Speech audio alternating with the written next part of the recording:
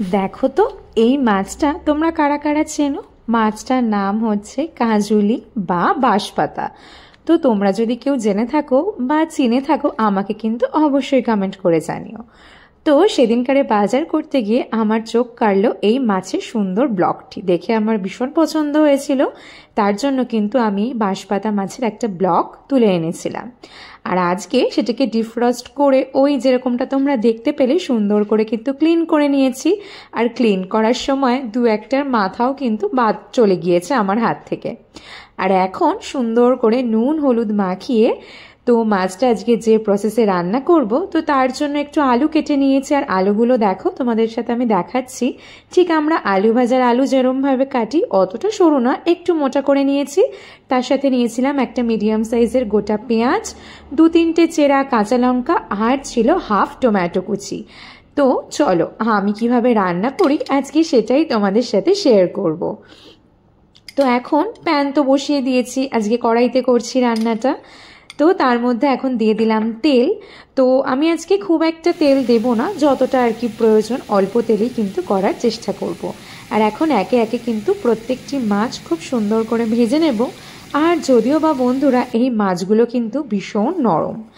আর এই পর্যায়ে কিন্তু আমার সমস্ত মাছ ভাজা হয়ে গিয়েছে।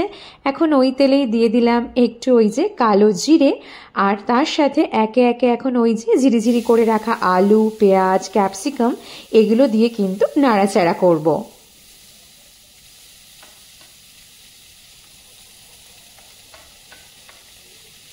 আর তার সাথে কিন্তু ওই যে চেরা কাঁচা লঙ্কা সেগুলোও কিন্তু দিয়ে দেব। এবার অল্প একটু নুন সহযোগে কিন্তু নাড়াচাড়া করব, ঠিক যেমনটা তোমরা দেখতে পাচ্ছ। তো এইগুলো বরঞ্চ নাড়াচাড়া করতে করতে চলো মাছের জন্য একটা সিম্পল মশলা বানিয়ে নিই। তো তার মধ্যে আমি নিয়েছিলাম একটু হলুদ গুঁড়ো, জিরে গুঁড়ো, লঙ্কা গুঁড়ো, আদা রসুন বাটা, একটু নুন, আর অল্প মানে ওই সামান্য পরিমাণ চিনি। আর এই দেখো মাছগুলো ভাজার পরে কিন্তু এরকম দেখতে লাগছে। দু একটা মাছ কিন্তু কড়াইতে একটু লেগে লেগে গিয়েছিল, কারণ ওই যে প্রথমেই বললাম মাছগুলো ভীষণ নরম। আর এবারে ওই যে মশলার পেস্ট যেটা বানালাম সেটা কিন্তু এখন ওই আলুটার সাথে দিয়ে, আর এই যে কুচিয়ে রাখা টমেটো সেটাকে দিয়ে কিন্তু বেশ সুন্দর করে কষাতে হবে। মোটামুটি যতক্ষণ না এই মশলা থেকে তেলটা বেরোয় ততক্ষণ কিন্তু আমি কষিয়ে নেব, ঠিক যেমনটা তোমরা এখানে দেখতে পাচ্ছ। আর এই পর্যায়ে খুব বেশি না, সামান্য পরিমাণ একটু গরম জল আমি অ্যাড করে কিন্তু কিছুক্ষণ আমি ঢাকা দিয়ে রেখে দিয়েছিলাম। আর এখন ঢাকা খুলে দেখলাম আলুগুলো প্রায় কিন্তু ওই 70% কুকড, কারণ যেহেতু খুব সরু সরু করে কাটা। তো চলো এখন বরঞ্চ ওই গ্রেভিটার মধ্যে মাছগুলোকে ভীষণ সন্তর্পণে খুব আলতোভাবে কিন্তু দিয়ে দিতে হবে, না হলে কিন্তু মাছ একেবারে একদম মন্ড পাকিয়ে যাবে।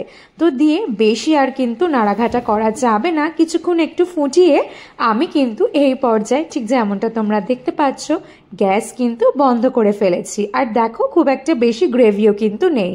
আর ওপর থেকে স্বাদ আর গন্ধের জন্য ছড়িয়ে দিলাম কুচিয়ে রাখা ধনিয়া পাতা, যেটা এই সমস্ত মাছে দিয়ে খেতে আমার তো খুব ভালো লাগে। তো চলো এরপরে কিছুক্ষণ ঢাকা রেখে ফাইনালি তোমাদের সাথে শেয়ার করছি। আর এই দেখো বন্ধুরা, এই ছিল আজকের আমার কাজুলি বা বাঁশপাতা মাছের কি বলবো, রসা বলবো না ঝাল বলবো, কিছু একটা। তো সেটার ফাইনাল লুক দেখতে খুবই সুন্দর লাগছে। আর গরম ভাতেও কিন্তু এটা খেতে ভীষণ সুন্দর লাগে। আর আমি তো মাছ খেতে খুব ভালোবাসি, আর আমি জানি আমার মতন মাছপ্রেমী বাঙালি কিন্তু অনেকেই আছে। আর কথাতে ওই যে বলে মাছে ভাতে বাঙালি। তো আজকে তো আমি এই প্রসেসে রান্না করলাম। আর তোমাদের যদি এই মাছের অন্য কোনো রেসিপি জানা থাকে সেটা কিন্তু আমাকে কমেন্টে জানাতে কেউ ভুলবে না। আর তোমাদেরকে আমি রিকোয়েস্ট করব, প্লিজ তোমরা একবার এই মাছটা এরকমভাবে একটু বানিয়ে খেও। আমি আশা রাখবো তোমরাও ভীষণ রকম পছন্দ করবে। তো চলো এখনের জন্য টাটা।